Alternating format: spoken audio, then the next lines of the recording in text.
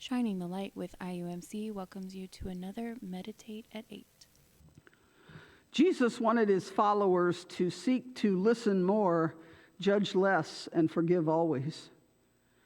John 8 tells the story of a woman caught in adultery, a death penalty offense according to Jewish law. They brought a woman who had been caught in adultery, and making her stand before all of them, they said to Jesus, "Teacher, this woman was caught in the very act of committing adultery. Now in the law, Moses commanded us to stone such women. What do you say?" Jesus said to them, "Let anyone among you who is without sin be the first to throw a stone at her."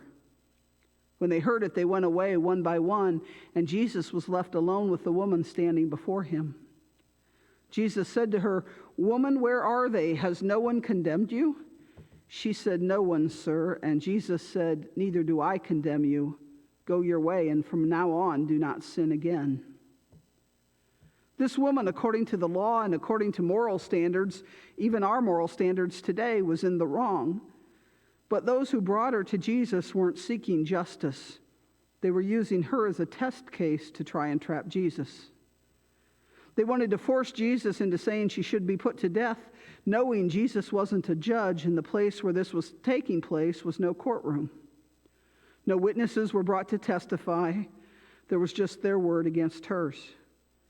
Jesus doesn't say anything about the law or their application of it. With no trial and no witnesses, and apparently ignoring the fact that the law said the man should be put to death also. But what Jesus says shuts them up immediately. "Whoever is without sin, be the first to throw a stone." Jesus reminded them and reminds us that none of us are free of sin. When I speak out about your sin, I am ignoring the fact that I also am sinful. I may want to say your sin is worse than mine, but in God's eyes, sin, any sin, separates us from him. Jesus understands we will sin, but his desire for us is that we work on our own sin and worry less about the sins of others.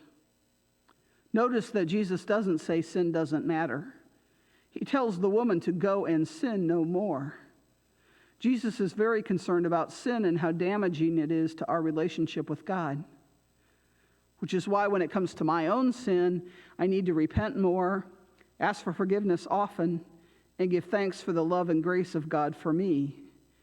And when it comes to the sins of others, I need to be more understanding, more loving, and share the grace of God I have received in my own life. What do you think?